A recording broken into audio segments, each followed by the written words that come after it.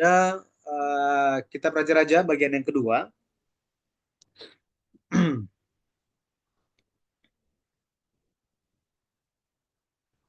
Ketika berbicara mengenai raja-raja, banyak kerajaan atau raja yang membangun istana mereka sendiri. Tetapi Daud, kalau kita lihat dia membangun bait suci. Ya, apa yang menjadi motivasi Daud? Daud dia memiliki keinginan supaya umat Tuhan itu hidup berpusat kepada bait suci. Ini fokus dia. Dan saya percaya ini pun menjadi motivasi bagi kita. Kita melayani, mempersiapkan diri kita untuk pelayanan supaya apa? Supaya umat Tuhan, ya orang Kristen, orang yang percaya berfokus hidup dengan berpusat pada gereja, kepada Tuhan. Ya, jadi Daud membangun bait suci itu karena rasa cinta dia terhadap Tuhan, dan ini memang apa ya? Dia hanya lakukan untuk kemuliaan Tuhan. Jadi itu tujuannya, membangun bait suci sepenuhnya untuk kemuliaan Allah. Nah, itu luar biasa. Nah, makanya kenapa kita belajar ini? Kita belajar ini pun untuk kemuliaan Tuhan. Kita pelayanan, bagaimana kita ditempatkan, semua untuk kemuliaan Tuhan. Ya, mengenai bait suci atau bait Allah, ini pusat ibadahnya orang Yahudi. Dan dalam bahasa Ibrani, bait suci itu dikenal dengan bait Hamikdas. Bait Hamikdas. Ya, bait Hamikdas. Bait itu rumah. Mikdas itu Mikdas itu bicara tentang kudus, gitu ya. Jadi rumah yang kudus. Rumah yang kudus. Bait suci ini untuk menggantikan kemah suci yang Musa bikin. Oke. Makanya bait suci itu adalah tempat untuk beribadah, fungsi utamanya untuk mempersembahkan korban, ya. Beberapa abad lamanya tempat ini jadi pusat ibadah agama Yahudi. Sampai kapan? Ketika Yesus datang, bait sucinya masih ada kan? Ya, masih ada. Tetapi kalau kita lihat itu sudah dibangun kembali oleh di zaman Zerubabel. Tetapi sebelum itu bait suci pernah diruntuhkan oleh Babel. Nah, itu menjadi akhir dari zaman raja-raja. Jadi, bait suci, tempat Allah hadir, dikatakan bahwa apa? Bait suci itu tempat mata, telinga, hati Allah berada. Di situ bait suci itu adalah perdamaian antara Allah dan manusia itu diciptakan. Itulah fungsi bait suci. Makanya ketika kita melayani di gereja, ingat bahwa kita melayani untuk mendamaikan umat Tuhan dengan siapa? Dengan Tuhan. Nah, ini jangan sampai justru pendetanya yang jadi masalah. Ya, kita harus menjadi pengantara, menjadi perantara supaya ada damai. Tapi kalau Bapak Ibu pendeta tidak ada damai, ya susah. Gimana bisa jadi damai gitu ya? Baik. Mari kita lihat mengenai bait suci Salomo ini. Bait suci Salomo. Apa ciri-ciri khususnya? Yang pertama, bait suci itu dibangun di atas iman yang berpusat kepada Allah. Dibangun dibangun di mana katanya? Di atas iman yang berpusat kepada Allah. Ini berdasarkan pembahasan kita ini berdasarkan buku seri sejarah penebusan yang ditulis oleh Pendeta Abraham Part, secara khususnya buku seri yang keempat, ya. Seri yang keempat nanti bisa cari di perpustakaan, ada itu. Pemeliharaan yang misterius dan ajaib. Itu judulnya, Pemeliharaan yang misterius dan ajaib. Bait suci itu tidak bisa diselesaikan tanpa iman. Ya, tanpa iman tidak bisa, tidak akan bisa. Kalau kita lihat apa yang terjadi di bait suci itu, di bait suci, bait suci, tempat bait suci dibangun itu namanya Gunung Moria. Apa namanya? Gunung Moria. Kalau kita dengar kata Moria, itu mengingatkan kita kepada apa? Mengingatkan kita kepada Kejadian 22. Gunung Moria adalah tempat Abraham mengorbankan Ishak. Nah, itu. Jadi Gunung Moria merupakan tempat iman, ya. Iman Abraham itu ditampakkan, disempurnakan. Maka bait suci ketika dibangun di Gunung Moria itu dibangun di atas iman yang berpusat kepada Allah. Daud ketika dia membangun bait suci, dia pun membangun dengan iman yang berpusat kepada Allah. Itu luar biasa. Makanya dia lakukan semua persiapan itu uh, karena iman dia. Ya, karena iman dia. Yang kedua, kalau kita lihat, bait suci Salomo itu dibangun di atas dasar pertobatan. Di atas dasar pertobatan. Nah, Gunung Moria itu juga dikenal sebagai tempat pengirikan Arauna. Tempat pengirikan Arauna. Nah, tempat ini adalah tempat apa? Ini adalah tempat Daud bertobat atas dosa-dosanya.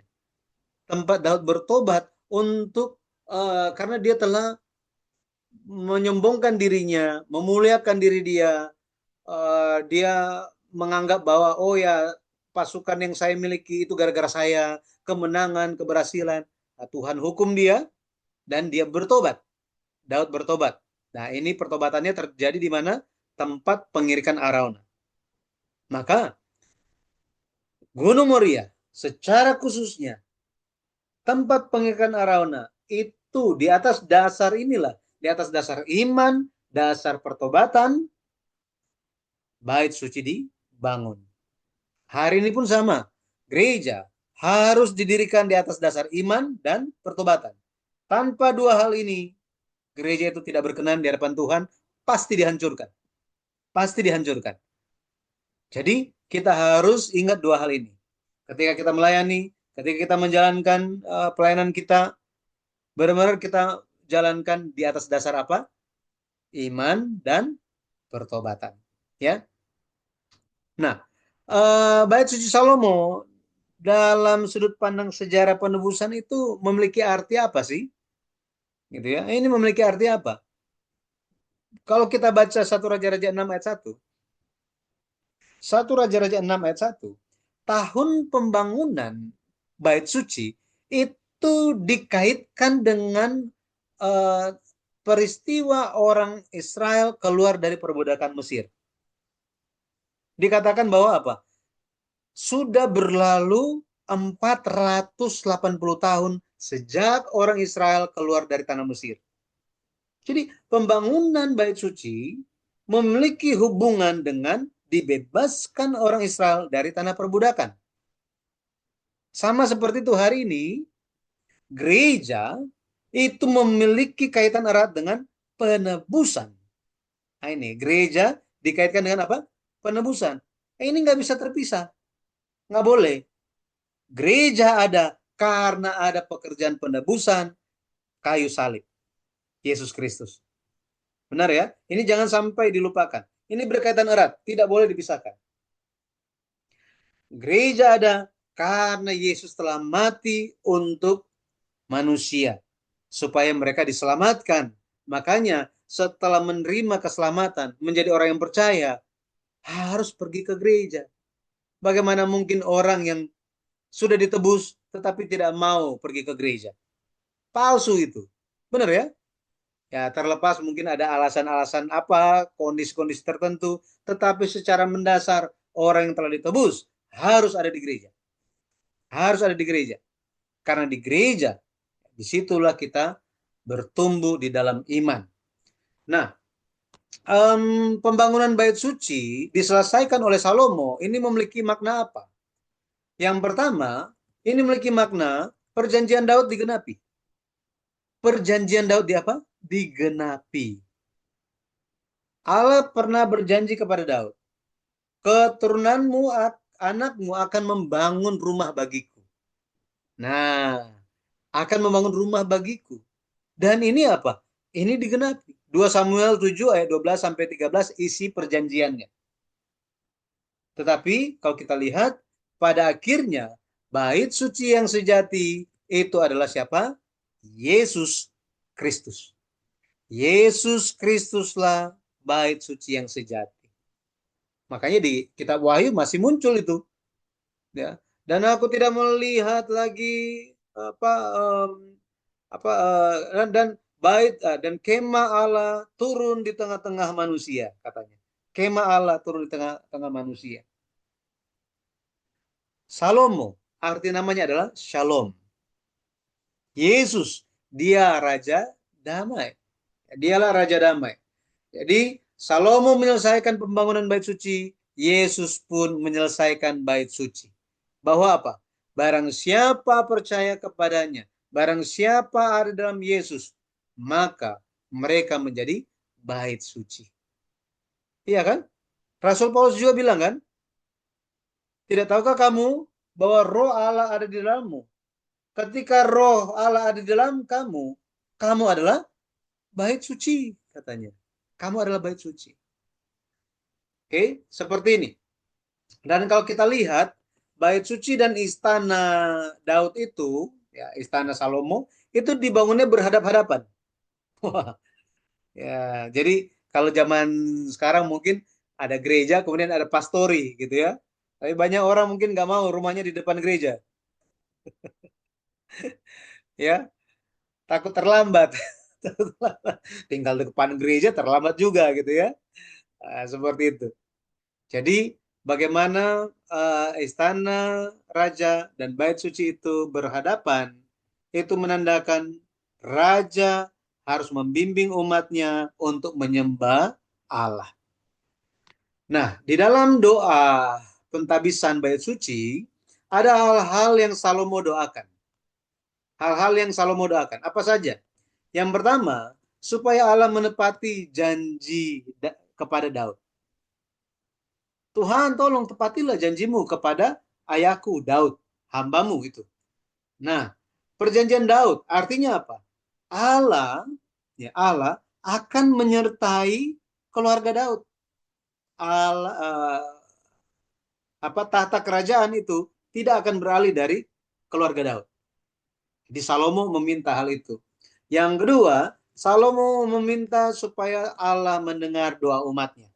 1 Raja-Raja 8, nanti bisa baca secara keseluruhan. 1 Raja-Raja pasal 8 ayat 23 dan seterusnya. Itu juga ada di 2 Tawarik pasal 6 ayat 12 dan seterusnya. Yang ketiga, apa yang diminta oleh Salomo? Salomo memohonkan supaya Allah mengampuni umatnya ketika umatnya bertobat.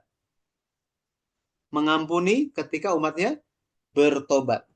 Maka Salomo pun tahu bahwa fungsi dari bait suci, fungsi dari rumah Tuhan adalah untuk umat Tuhan yang jatuh dalam godaan dosa. Ketika mereka sadar bertobat, mereka berdoa memohon kepada Tuhan, Tuhan memberikan pengampunan. Ya, bahkan apa? Dia juga berdoa supaya Tuhan juga mendengarkan doa orang-orang asing. Bayangkan. Apakah kita berdoa, Tuhan, tolong ya Bapa, ketika ada agama-agama yang lain berdoa, dengarkanlah mereka. Ada yang doakan begitu? Nggak ada kan? Nggak, nggak ada. Kita hanya berdoa apa? Tuhan, tolong dengarkanlah doa saya, doa rekan-rekan saya, orang tua saya, keluarga saya, iya kan? Mana ada orang yang berdoa, Tuhan tolong. Tetapi menjadi latar belakangnya apa? Apa alasan Salomo berdoa demikian? Salomo berdoa demikian karena dia tahu bahwa apa? Allah bukan hanya Allah bagi orang Yahudi, tetapi Allah atas semua bangsa, seluruh umat manusia. Artinya apa? Ketika mereka mencari Tuhan Allah Israel, maka kiranya Tuhan mendengar. Nah, seperti itu. Jadi bukannya mereka menyembah berhala mereka terus Tuhan jawab, bukan. Bukan itu maksudnya. Ketika bangsa-bangsa itu mendengar, oh, di sana, di Israel, ternyata ada Allah orang Israel. Saya mau berdoa kepada Allah itu. Dan ini terjadi. Kalau kita lihat, ingat Panglima Naaman? Nah, itu kan bangsa kafir. Tetapi dia bersyukur dan dia berdoa kepada Tuhan. Dan Tuhan memelihara dia. Tuhan sembuhkan dia kan? Luar biasa. Ya, seperti ini contohnya. Kemudian doa Salomo juga bahwa Allah kiranya menjawab ketika orang-orang keluar untuk berperang, dan menjawab ketika orang-orang berdoa menghadap bait suci. Berdoa kepada Tuhan dengan menghadap ke bait suci. Bahasa kerennya hari ini apa? Tahu? Berdoa kepada Tuhan dengan menghadap ke bait suci. Itu adalah kiblat. Iya kan? Kiblat kan? Nah, ini dilakukan.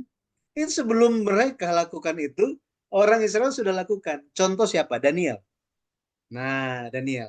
Daniel sehari ya 3 kali dia membuka jendela kamarnya yang mengarah ke Yerusalem dan dia berdoa. Nah, seperti itu. Jadi ketika orang Israel di Babel, mereka ditawan, mereka berdoa kepada Tuhan dan Tuhan jawab mereka. Itu karena apa? Karena menjadi salah satu doa dari Salomo. Ya, kemudian ketika orang Israel ditawan, nah ini yang tadi. Ya, ditawan karena melakukan dosa.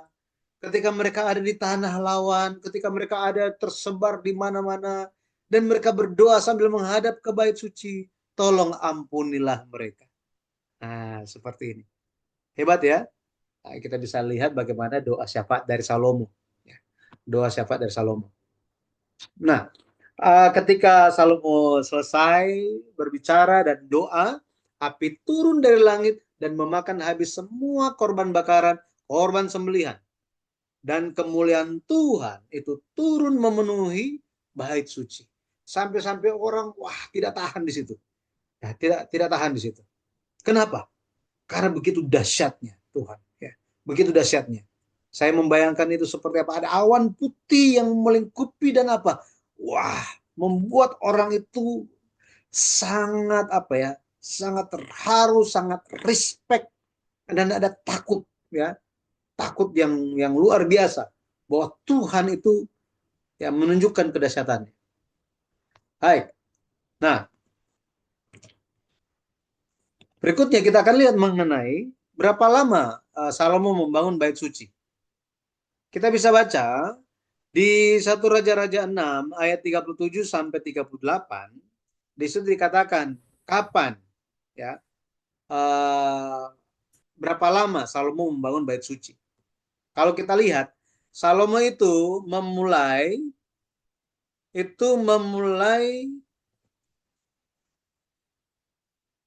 pada tanggal 2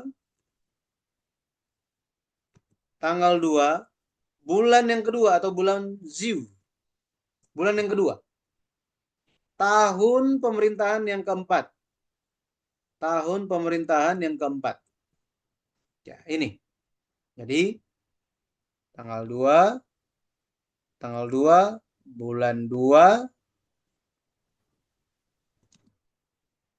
tahun keempat katanya. Ya, keempat Salomo menjadi raja ya. Kemudian berakhirnya kapan? Kalau kita lihat berakhirnya itu bulan Bul katanya. Bulan Bul. Bulan Bul itu bulan ke-8. Ya, bulan ke-8 tahun ke-11 pemerintahannya. Maka berakhirnya itu bulan ke-8 tahun ke berapa? 11. Kalau kita lihat seperti ini, gampang. Berarti 11 kurang 4 berapa? 7. Benar ya? 11 kurang 4 berarti 7 tahun berapa bulan? 8 kurang 2 berapa? 6 Kak. bulan. Selesai. Nggak usah repot-repot. Gitu ya. Tetapi kalau kita lihat ayatnya, dicatat itu bukan 7 tahun 6 bulan, tetapi 7 tahun. 7 tahun. Dan ini kalau kita lihat sistem orang Yahudi menghitung, itu mereka membulatkan ke atas. Masih ingat kita matematika membulatkan ke atas? Kalau 7,6 berarti jadi berapa? Jadi berapa? Pembulatan ke atas. 8. Jadi 8 kan? 8, Pak. Tetapi Alkitab mencatatnya 7. Loh, kok dibulatkan ke bawah? Betul kan? Apa yang terjadi di sini? Nah, jadi kalau kita lihat, jika perhitungan itu kita lakukan dengan metode uh, Nisan, maka kita akan mendapatkan ini. Ini tabel Tabel kalau kita lihat. kita lihat.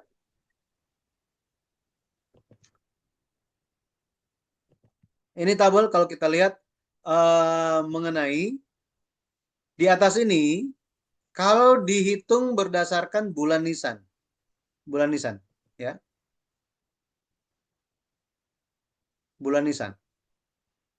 Artinya apa? Nisan itu bulan pertama. Adar itu bulan yang ke-12. Ya, Adar bulan yang keberapa? Ke-12. Jika dimulai dari Nisan, maka dimulai dari sini nih. Bulan satu ya, bulan satu. Berarti di tengah-tengah ini kan ada tengah tahun kan? Bulan yang ke-7.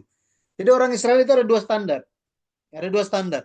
Yang pertama itu standar kalender agama. Yang kedua standar kalender sipil. Ya, sipil. Artinya ada kalender berdasarkan keagamaan, ada kalender berdasarkan pemerintahan. Kalender berdasarkan agama itu dimulai dari bulan yang pertama, dikenal sebagai kalender Nisan. Ya, sistem kalender Nisan. Artinya seperti kita. Satu tahun di 2025 dimulai dengan apa? Bulan 1 Januari. Ikut sampai di sini ya. Ya, sama. Orang Israel kalau sesuai dengan kalender agama, bulan yang pertama mereka adalah bulan Nisan, ya bulan 1. Tetapi ketika memulai sistem pemerintahan, itu orang Yahudi menggunakan tahun yang ketujuh yang bernama Tisri. Jadi ada siklus Tisri, siklus 7, ya, setiap bulan ketujuh. Ya, jadi bulan ketujuh, kemudian tahun depan bulan ketujuh lagi. Kalau kita zaman sekarang, perkuliahan biasanya terima itu kan mulai apa? Mulai bulan Juli sudah mulai terima kan? Ya, mulai terima sekolah ya, SD, SMP, semua TK juga masih sama. Itu di tengah-tengah tahun kan? Sekitar bulan Juli. Kemudian naik kelasnya kapan? Juli tahun depan kan? Benar ya, seperti itu ya. Nah, sama seperti ini, metode perhitungan zaman dulu itu ada yang dimulai dengan Nisan, ada yang dimulai dengan Tisri. Tadi saya katakan, jika kalender agama, maka itu seperti ya 1 tahun pada umumnya, dimulai dari Nisan, bulan yang pertama sampai Adar. Tetapi jika tentang pemerintahan raja, itu standarnya adalah siklus dimulai dengan bulan yang ke-7, yaitu Tisri. Ketika kita menghitung dengan menggunakan metode Nisan bulan yang pertama gitu ya, maka kita akan dapat yang tadi. Kita akan dapat ini 7 tahun 6 bulan. Kalau kita hitung. Artinya apa? Dari bulan yang kedua tahun yang keempat Raja Salomo sampai bulan ke-8 tahun ke-11 Raja Salomo, maka itu ada jangka waktu berapa? 7 tahun 6 bulan. Tetapi yang menjadi masalah apa? Ketika Alkitab tulis dibulatkan menjadi 7. Bukan hanya itu. Bukan hanya itu. Kalau kita perhatikan, um, sistem kalender untuk pemerintahan raja-raja, ya, waktu itu menggunakan siklus bulan yang ke-7. Siklus apa? Tisri. Bukan Nisan, tetapi Tisri. Jadi kalau kita hitung mulai dari diawali dengan bulan Tisri, bulan yang ke-7, bulan yang ketujuh, maka kita akan mendapatkan berapa lama, ya, berapa lama yang dibutuhkan untuk menghitung, untuk membangun bait suci Salomo. Maka kita akan mendapatkan 6 tahun 6 bulan. 6 tahun 6 bulan. Itulah jangka waktu pembangunan bait suci Salomo. Makanya ketika Alkitab katakan 7 tahun, itu karena apa? Pembulatan 6 tahun 6 bulan dibulatkan menjadi berapa? 7. Gitu. Seperti ini, ya. Perhitungan seperti ini.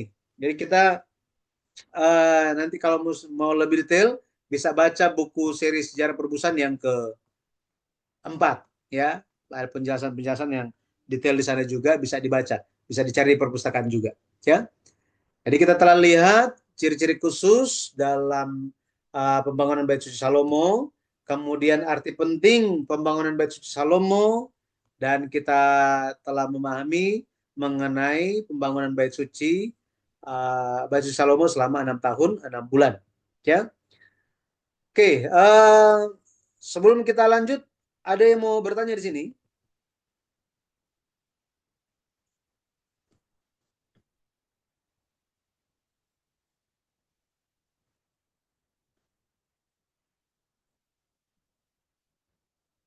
Tidak ada? Nggak ada Pak, nggak ada Pak. Baik. Oke, kita coba lanjut dulu, nanti kita bisa itu lagi ya. Baik lagi untuk tanya. Kita akan lihat tentang tawarik. Ya, tawarik. Kalau kita lihat tawarik, ini dalam bahasa Ibrani itu dikatakan dibre hayamim. Dibre hayamim. Itu artinya firman-firman pada zaman itu. Firman-firman pada zaman itu. Tapi kalau dalam Vulgata, ya Vulgata, itu kitab Latin, kitab Tawarik disebut sebagai kronologi seluruh sejarah yang kudus. Nah, kalau kita lihat yang dimaksud dengan sejarah ini apa sih?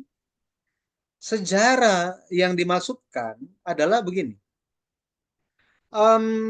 Kitab Tawarik itu dimulai dengan Adam, ya, mencatat catatan sejarah sejak Adam sampai ketika eh, kembali dari penawanan Babel. Ya, secara khususnya setelah gelombang kedua, ya, kembali dari Babel. Nah, ini merupakan sejarah berapa tahun? Itu adalah sejarah 3.600 tahun.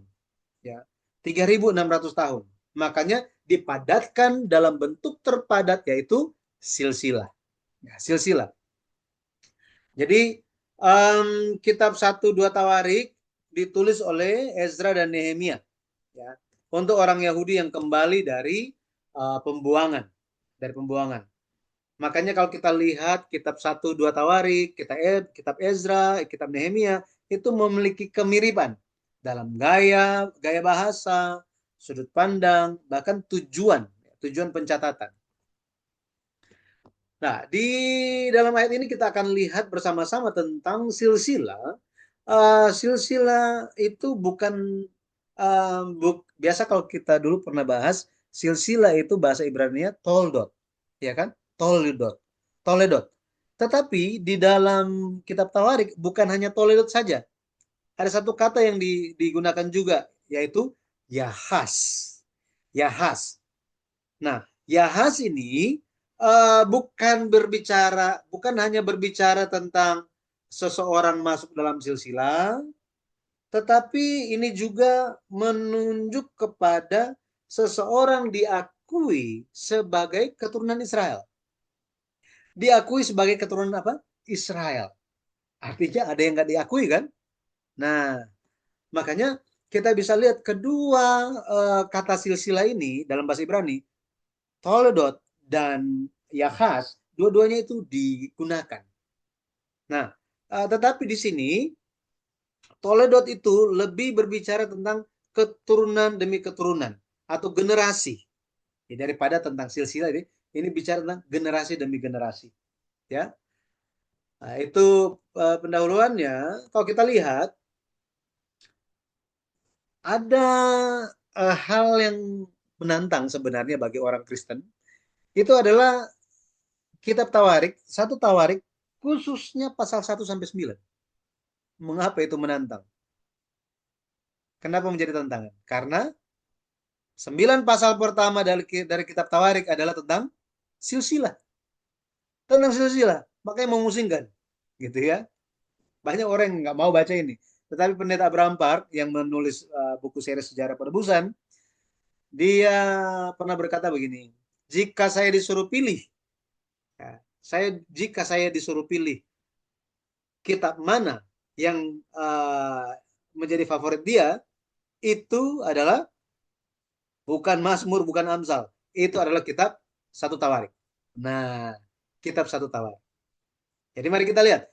Yang pertama tentang ciri-ciri khusus silsilah satu Tawarik sampai satu Tawarik 1 sampai 9. Ini dibagi menjadi bagaimana gitu ya. Bagaimana ini dibagi? Yang pertama, dari satu Tawarik pasal 1 ayat 1 sampai pasal 3 ayatnya yang ke-24, ini berbicara tentang silsilah keluarga Daud. Intinya, mulai dari Adam, ujungnya keturunan terakhir Daud itu siapa? Nah, keturunan terakhir Daud itu siapa?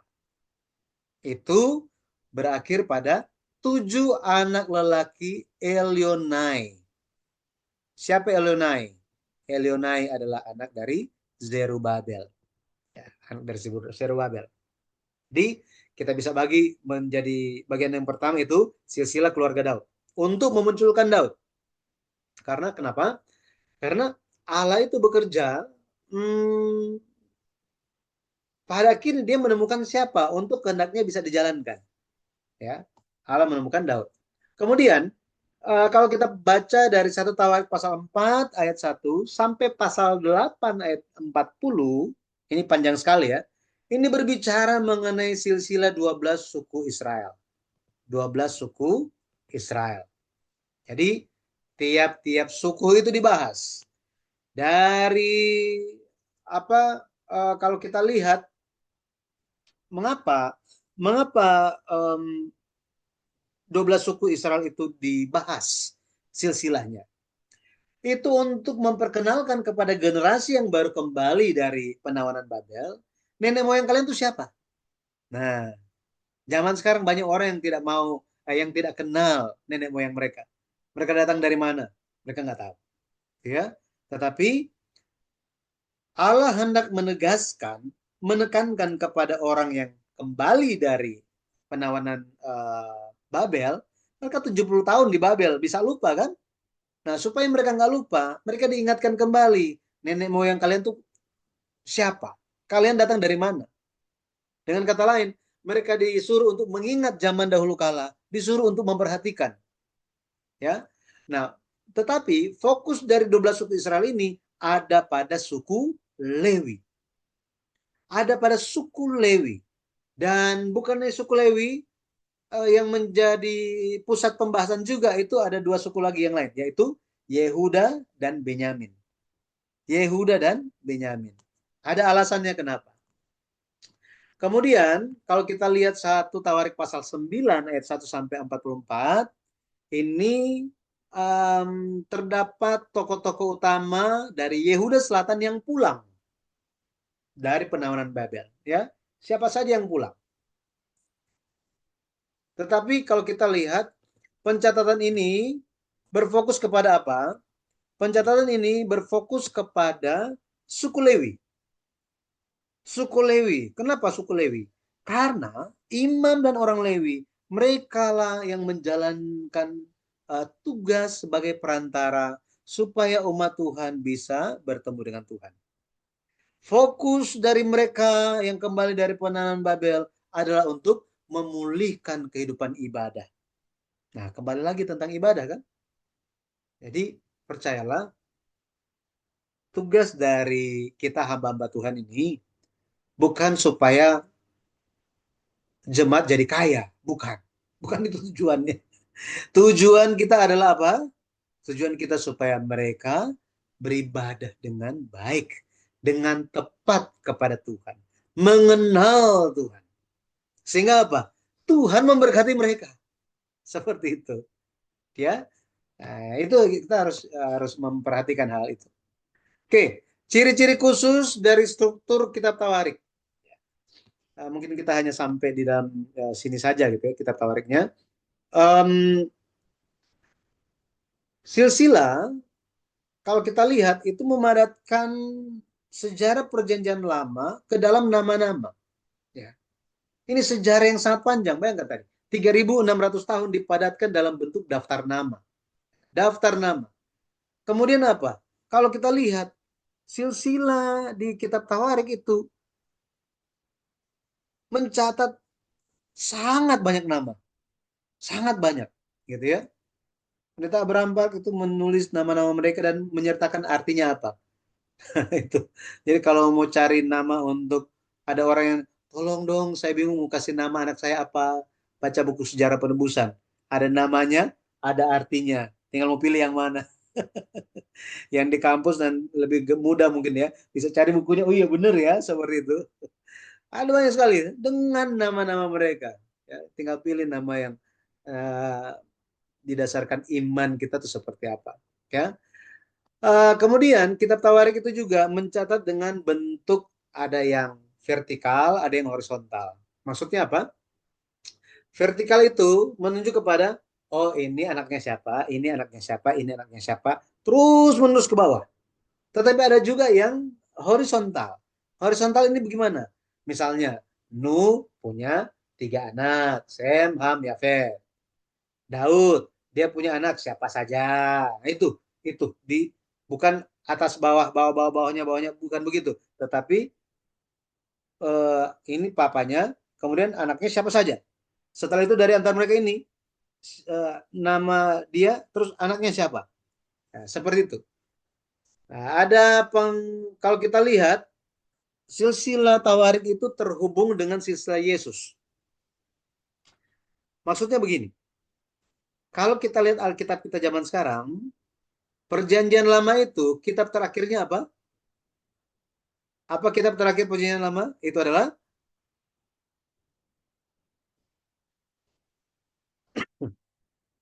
masih ingat? Maleakhi, Pak. Maleakhi kan?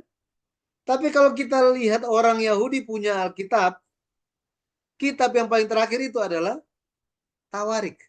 Ini itu Tawarik itu kitab yang terakhir.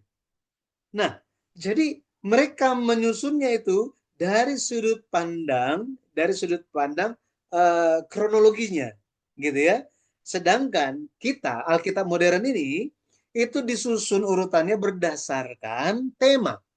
Nah ini berdasarkan tema, makanya ada uh, apa namanya Pentatuk, ya kan? Kemudian sejarah. Kita bahas tentang sejarah. Setelah kita Tawarik muncul kitab apa? Nehemia kan? Ezra, Nehemia. Kemudian Esther. Nah, ini sebenarnya di zaman yang berbeda-beda kalau kita lihat, ya. Nah, kemudian puisi, kemudian kita puisi, kemudian kitab nabi-nabi besar, nabi-nabi kecil, seperti itu. Tetapi dalam Alkitab orang Yahudi, zaman orang Yahudi itu zaman sekarang pun itu tidak berubah. Yang paling ujung adalah kitab Tawarik. Luar biasanya, kitab perjanjian barunya orang Kristen itu dimulai dengan kitab apa? Matius. Kitab Matius dimulai dengan silsilah Yesus. Artinya apa? Artinya perjanjian lama dan perjanjian baru itu tersambung lewat silsilah. Silsilah kitab Tawarik dan silsilah Yesus Kristus ini tersambung menjadi satu. Nah, luar biasa ya. Itu luar biasa. Nah, silsilah Tawarik itu berfokus kepada seluruh Israel. Seluruh Israel. Makanya ditekankan tentang seluruh orang Israel, seluruh genap Israel, selalu diulang-ulang seperti itu. Ya, diulang-ulang seperti itu.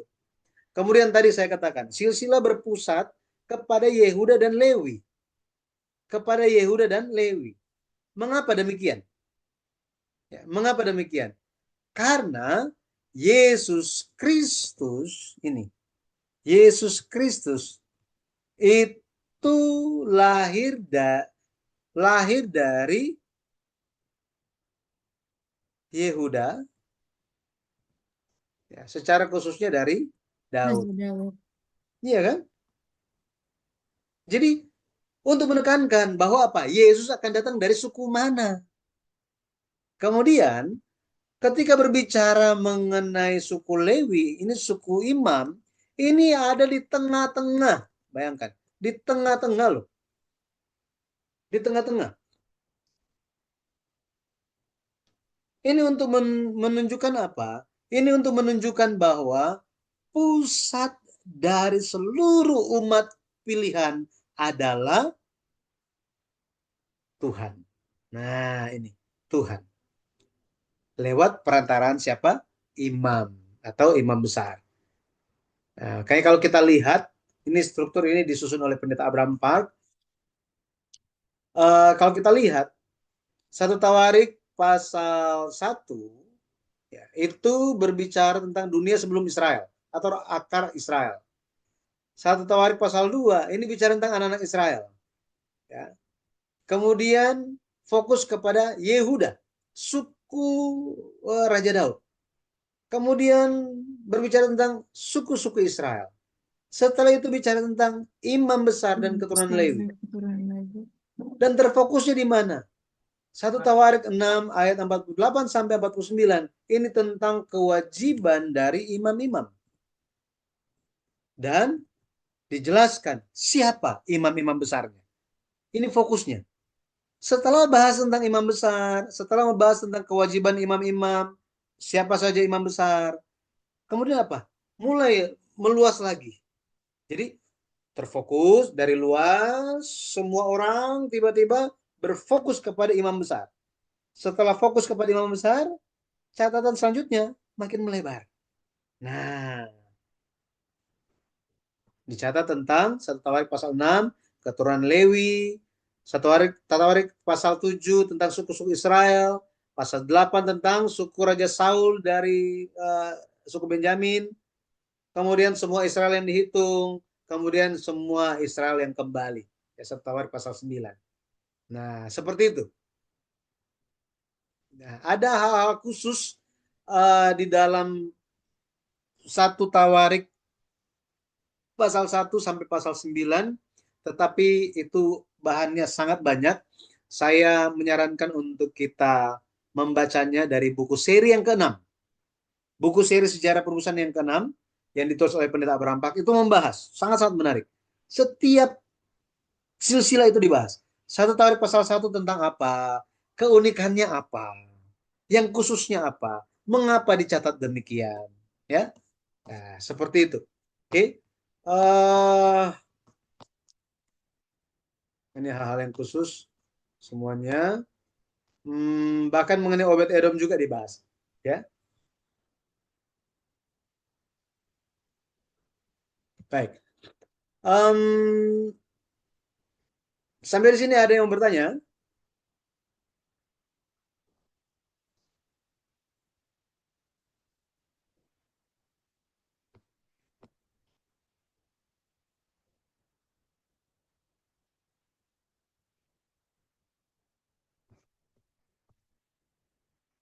Belum ada?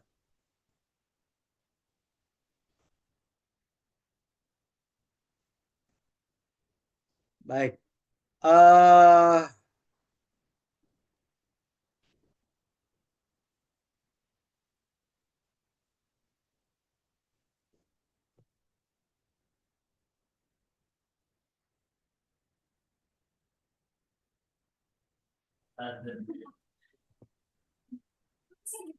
Oke. Em, apakah kita bisa bisa apakah kita bisa adakan kelas di hari Senin? Nggak bisa, Pak. Bisa, Jam Pak. berapa, Pak? Siang. Saya pikirnya siang. Apakah Bisa, siang Pak, bisa? bisa. Ya, sekitar jam 1 atau setengah 2 gitu. Mm. Bisa? Bisa, Pak. Bisa? Ya, baik. Ini saya akan berikan satu tawarik em, materi kitab tawarik bagian yang kedua. Nanti bisa dibaca, ya. Bisa dibaca. Dari situ nanti nanti saya berikan em, ini menjadi tugas baca untuk kita semua, ya. Oke, sampai di sini ada yang mau bertanya? Ini sudah 1 jam tidak terasa. Jadi hari ini saya langsung bahas dua materi.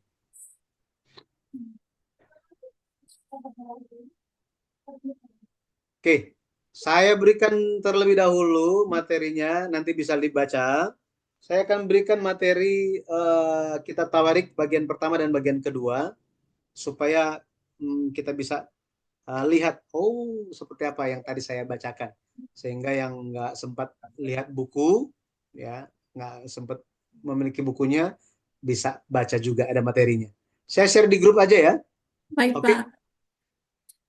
baik. Ada yang mau disampaikan? Tidak ada? Nggak ada, Pak. Tidak ada lagi. Kita perkuliahan terakhir itu tanggal berapa ya? Akhir bulan Mei, Pak. Akhir bulan Mei. Mm-mm. Berarti tanggal 30 terakhir. Iya, Pak. Baik. Terakhir. Setelah itu ada apa? Itu, Pak, pengutusan anak PKL. Pengutusan anak PKL. Baik, baik, baik. Pengutusan. Sudah tahu semua diutus di mana? Masih belum dikasih tahu, Pak. Surprise. Lah, ini kemudian mahasiswa eksekutif bagaimana? Tidak diutus. Mahasiswa eksekutif diutus ke kampus. Belum ada informasi, Pak. Baik. Oke, kalau begitu. Nanti saya uh, kalau bisa ya, uh, tadi sudah bilang bisa ya. Ya. Hari Senin depan ini sekitar bukan jam sekitar jam 1.30 ya. Iya, Pak. Oke. Oke. Baik kalau begitu. Oke. Jika tidak ada yang hendak disampaikan, mari kita tutup dengan doa Bapa kami. Bapa kami yang di sorga, dikuduskanlah namamu, datanglah kerajaanmu, jadilah kehendakmu Datanglah kerajaanmu, jadilah di sorga.